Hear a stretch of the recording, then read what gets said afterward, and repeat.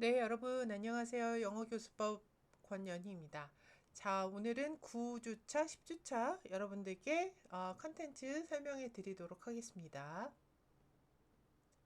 자, 오늘 첫 번째 컨텐츠는요, 티칭 스피킹에 대해서 여러분들께 말씀드리도록 하겠습니다.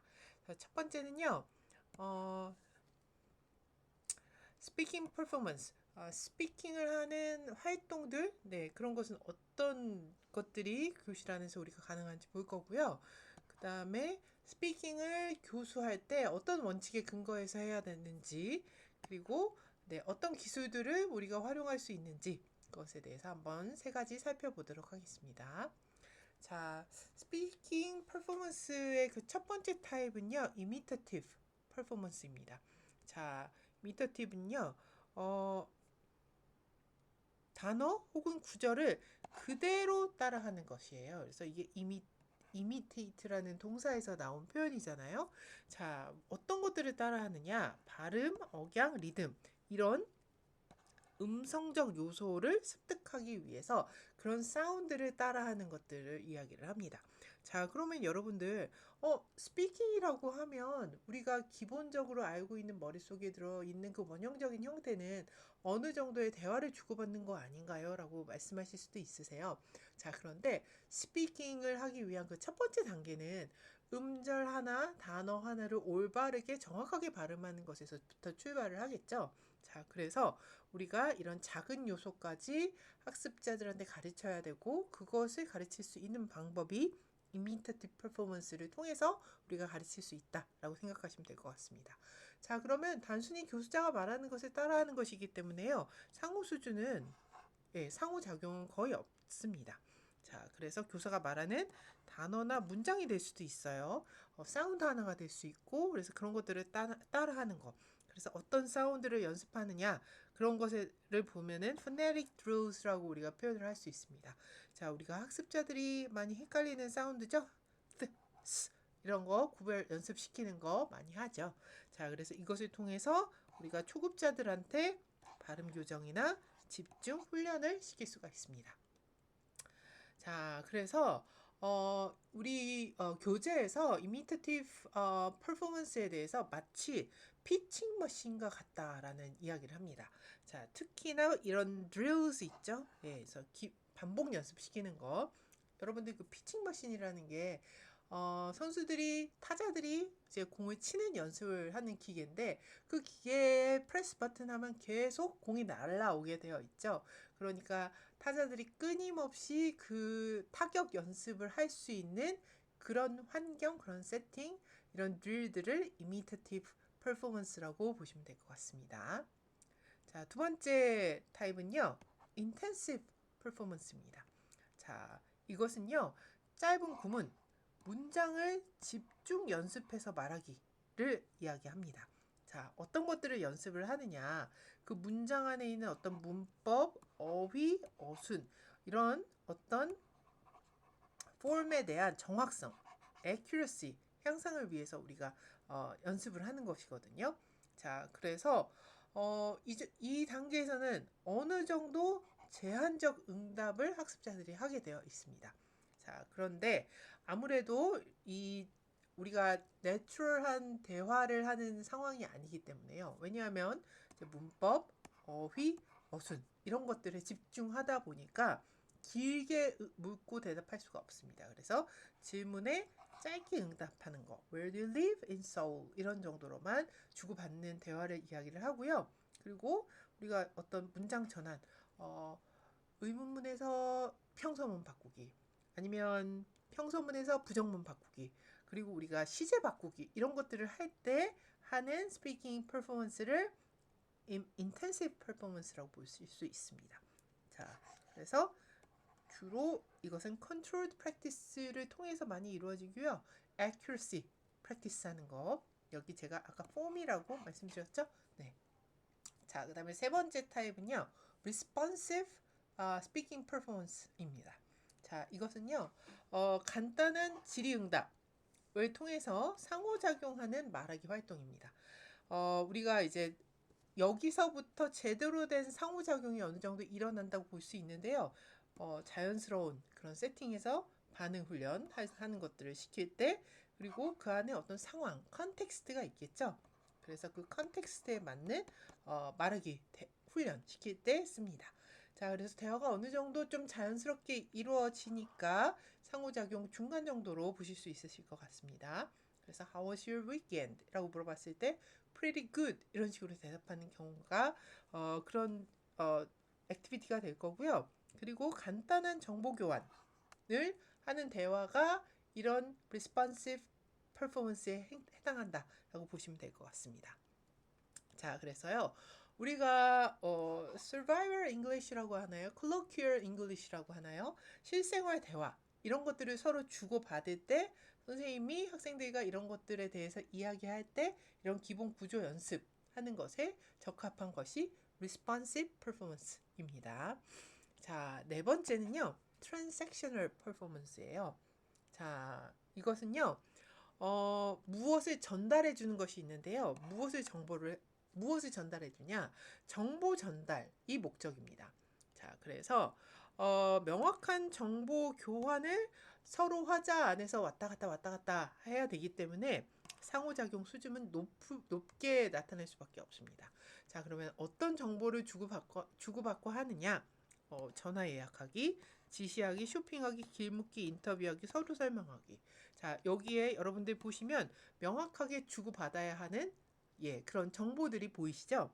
즉, 실용 영어 능력 키우는데 좋은 스피킹 활동이 트랜잭셔널 퍼포먼스라고 보시면 되고요.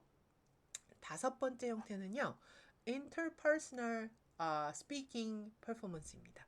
자, 사람들 간에 interpersonal이니까 사람들 간의 대화를 하는 거예요. 물론 지금까지도 A, B 두 화자 사이의 대화가 왔다 갔다 하기는 했지만 자, 이것은 좀 더 사회적 관계에 초점을 두고 있는 대화라고 보시면 되고요. 그렇기 때문에 우리가 정보를 전달하는 것 이외의 요소들에 조금 더 포커스를 두고 그것에 의미가 있다고 보시면 돼요. 그래서 감정이나 태도나 어떤 그 상황, 맥락에 맞는 말을 주고받는 것이 interpersonal speaking performance이고요. 그리고 이거는 transactional보다 조금 더 높은 수준의 상호작용이 필요하다라고 보시면 됩니다. 자, 그래서 친구와 수다 떠는 활동, 스몰 토크 하는 거, 어떤 감정 표현하고 의견을 말하고 어떤 말 돌려서 말하고 이런 표현들을 쓰게끔 하는 것이 interpersonal 활동이라고 보시면 됩니다. 그래서 실제 대화 연습을 하는데 조금 더 우리가 활용할 수 있는 것이 될 것 같고요. 자, 그리고 여섯 번째 마지막 유형은요. extensive 활동입니다. 자, 이거는요. extensive라는 것의 표현에서 보시면 조금 더 뭔가 좀 많은 것을 이야기를 하는 거겠죠. 그래서 길고 조직된 말하기, 그 다음에 청중을 대상으로 하는 발표 같은 것들, 이런 것들이 extensive speaking performance입니다. 자, 그래서 여기서는 중요한 것이 유창성, 그리고 구조화, 그 내가 말하는 스피치가 introduction부터 closing까지 어느 하나의 구조화된 그런 흐름으로 흘러가야 되는 그런 말하기 활동입니다. 자, 그런데 여러분들 extensive performance인데 우리가 흔히 안 그런 경우도 있지만 이런 경우에는요. 청중이 쭉 듣고 나서 제일 마지막에 질문을 하던지 그런 구조로 이루어져 있잖아요. 그렇기 때문에 즉각 반응이 없어서 상호작용 수준은 낮거나 없다라고 보시면 됩니다. 자, 그래서 우리가 학생들한테 프레젠테이션 할 때 이야기를 재구성해서 말해보세요 이런 거 시킬 때 자기가 했던 경험에 대해서 이야기하고 어떤 스피치를 할 때 extensive speaking performance를 한다라고 보시면 되고요. 아카데믹한 그런 주제에 대해서 말하기, 어떤 것에 대해서 발표, 수업하는 경우가 이것에 해당합니다.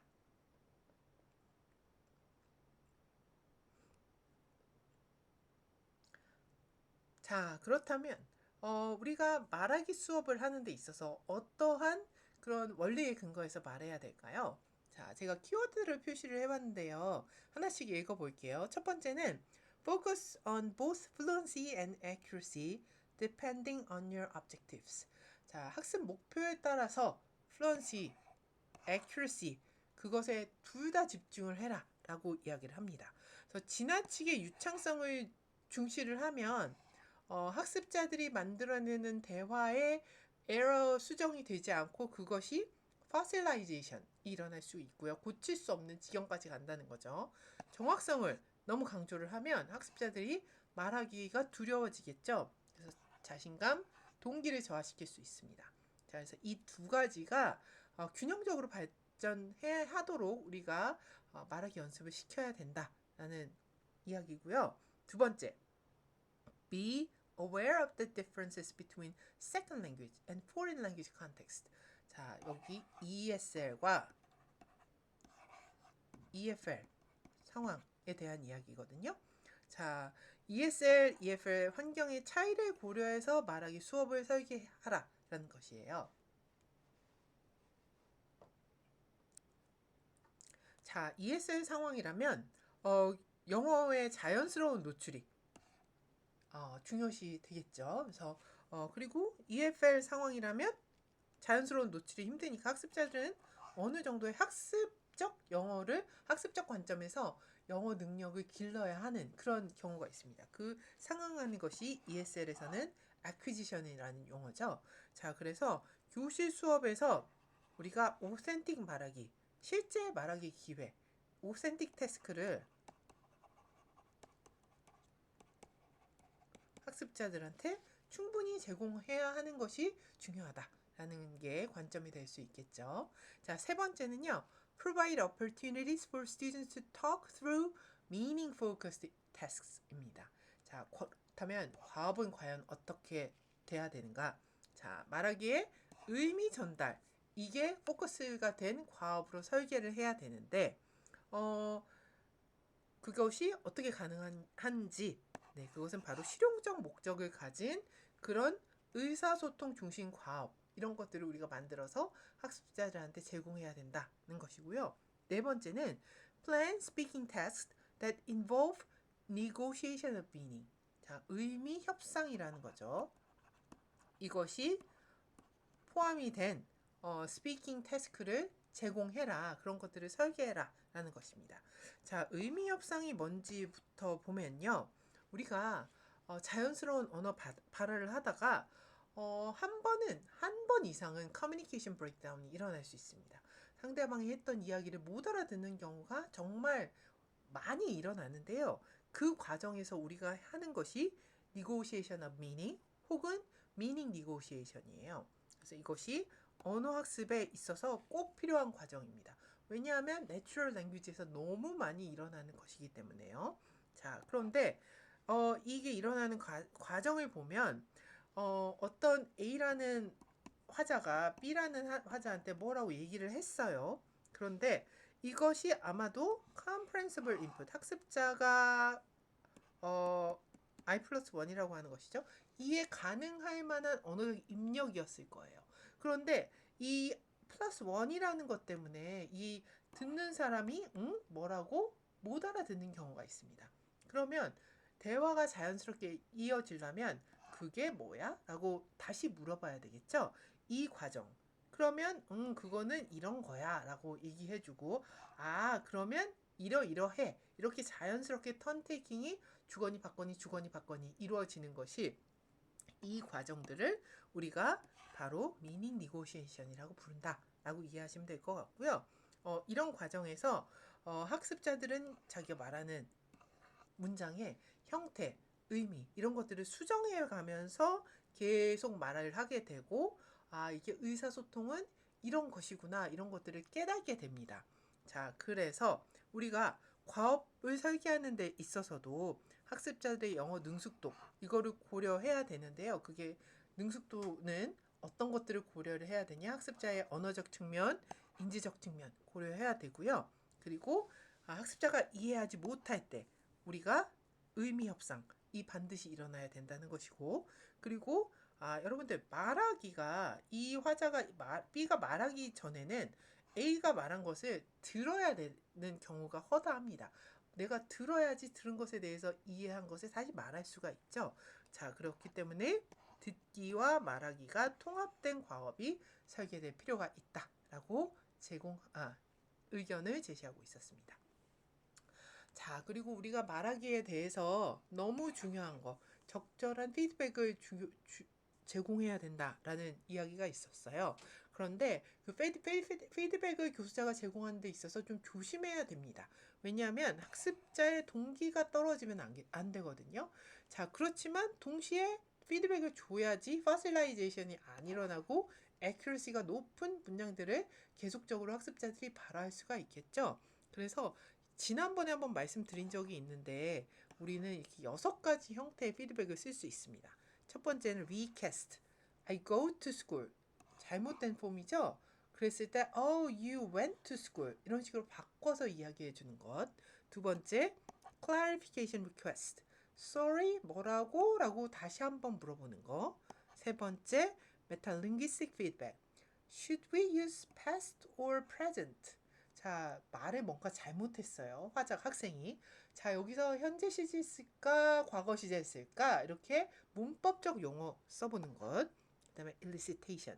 How do you say that in English? 자, 이거를 영어로 뭐라고 말하지? 유도해보는 거죠. 그 다음에 explicit correction. No, that's wrong. It's went, not goed. 자, 정확하게, 명확하게 틀린 점을 찝어서 이야기해 주는 것. 마지막에 repetition. You go to school? 이라고 이야기해 주는 거죠. 자, 그래서 네가 goed라는 표현, 이 학습자가 말한 에러가 있는 문장을 다시 한번 이야기를 해주는 거예요. 그러면 학습자가 듣고, 내가 뭘 잘못 말했구나. 아, goed가 좀 틀렸구나. 아마 말할 때 이렇게 인터네이션이 한번 올라갔다 내려올 거예요. 그 부분을 강조시켜서 학습자들이 알아듣기 좋게 교수자는 말해줘야 되겠죠. 자, 그 다음에 이제 테크닉입니다. 우리가 스피킹 액티비티를 할 때 쓸 수 있는 테크닉. 첫 번째는 drill이고요. 아까 한번 나왔었던 거죠. 반복 연습하는 것입니다. 정확성을 기르기 위해서 하는 거고요. 이제 drill도 여러 가지 종류가 있어요. 그대로 따라하는 것이 있을 수 있고, 그 다음에 substitution drill. 이렇게 I like coffee 라고 얘기를 하면 학생들은 여기만 바꾸는 거죠. I like tea. 그 다음에 transformation drill 이라고 있습니다. 이거는 문장의 형태를 바꾸는 것. She's happy, she's not happy. 여기는 긍정, 여기는 부정. 이렇게 문장을 긍정, 부정을 왔다 갔다 하면서 바꾸는 것이 있겠죠. 그래서 새로운 표현 학습자들한테 가르칠 때 유용하고요. 그런데 형식 중심, 폼에 치우칠 수밖에 없다는 것에 그 한계점이 있습니다. 자, 두 번째는요. 롤플레이입니다. 자, 롤플레이는 특정 상황이 있죠. 자, 여기는 집이야. 너는 엄마, 딸, 아빠, 아들. 이렇게 각각의 스피커마다 롤을 줍니다. 정해진 역할이 있고요. 그 안에 의미 있는 대화, meaning focused tasks를 우리가 부여할 수 있겠죠. 자, 그래서 이것을 왜 하느냐? 어떤 시뮬레이션이 가능하기 때문에 그 태스크 안에서 시뮬레이션을 우리가 해볼 수 있고요. 그리고 사회 언어적 표현, 그 롤이 각각 있잖아요. 그것들을 연습하는데 적당하다라고 보시면 됩니다. 자, 세 번째는 디스커션과 디베이트입니다. 자, 이거는 이제 어떤 개방형 주제를 던져주겠죠, 교수자가. 그것을 받아서 생각을 논리적이고 설득력 있게 표현할 줄 알아야 됩니다. 자, 그래서 우리가 이런 주제들 많이 디스커션에서 활용할 수 있겠죠. 그래서 아무래도 여러분들 보시다시피 적어도 중급 이상 학습자들한테 디스커션 주제를 던져줘야지 좀 적합한 활동들이고요. 비판적 사고 그리고 그것에 상응하는 언어적 기능들 이것들을 함께 학습자가 기를 수 있는 것이 디스커션과 디베이트 활동입니다. 자, 그 다음에 네 번째 인터뷰 활동이에요. 인터뷰는 어떤 질문지를 먼저 준비를 해가죠. 그래서 그것에 대해서 질의응답 반복하면서 질의응답하는 능력을 기르는 것입니다. 그래서 학습자 간의 어떤 자연스러운 상호작용 우리가 잘 모르는 사람끼리 서로 묻고 대답하기에 한정적인 주제가 있을 수밖에 없어요. 근데 인터뷰만큼은 이 사람의 가지고 있는 정보, 이 사람의 생각에 대해서 물어보기 때문에 굉장히 자연스러운 질문과 대답이 오고 갈 수 있습니다. 그리고 그리고 계속 끊임없는 턴 테이킹이 일어나기 때문에 말하기뿐만 아니라 듣기 능력 향상에도 도움이 되고요. 다섯 번째는 스토리텔링, 리텔링 활동입니다. 그래서 어떤 사건, 이야기, 경험에 대해서 좀 구조적인 말하기 연습 시키는 것을 이야기를 하고요. 이것도 논리적 구조, 그리고 스토리라는 것은 아무래도 시간의 흐름, 사건의 흐름 이런 것들이 있잖아요. 기승전결이라고 흔히 우리가 부르는 것, 이런 시간 표현 순서 이런 것들을 학습자들이 기를 수 있고요. 그리고 이것도 일종의 프레젠테이션이죠. 그리고 길게 이야기를 해야 되기 때문에 유창성 기르는 데도 도움이 많이 됩니다. 자, 그다음에 여섯 번째 형태는요. 게임이에요. 게임은 아무래도 재밌고 그리고 그 안에서 경쟁 요소들이 있죠. 점수라는 것들이 있기 때문에요. 그리고 그러다 보니까 학습자 참여도도 높이 일어날 수밖에 없습니다. 그래서 스무고개라든지 Guess Who 같은 거 우리가 학습자들한테 시킬 수 있는데요. 일단 심리적 부담을 줄일 수 있습니다. 그리고 유창성 중심 활동으로 적합하다라고 얘기할 수 있겠죠. 자, 마지막으로 problem solving, decision making activity입니다. 자, 이거는 이제 혼자 할 수가 없죠. 주로 이제 적어도 팀이나 짝 활동 함께 해야 되고요. 그리고 어떤 우리가 의사 결정, 어떤 문제를 해결해야 되는 것이기 때문에 의사 결정하고 그렇게 하기 위해서는 협상을 하거나 의견 조정을 할 수밖에 없습니다. 자, 그래서 이것을 계속 하다 보면 우리가 이제 이 문제를 해결해야 되니까 의미 중심의 그런 과업을 제시를 할 수밖에 없고요. 상호작용, 협업 능력 이것을 함께 학습자들이 발전시킬 수 있습니다.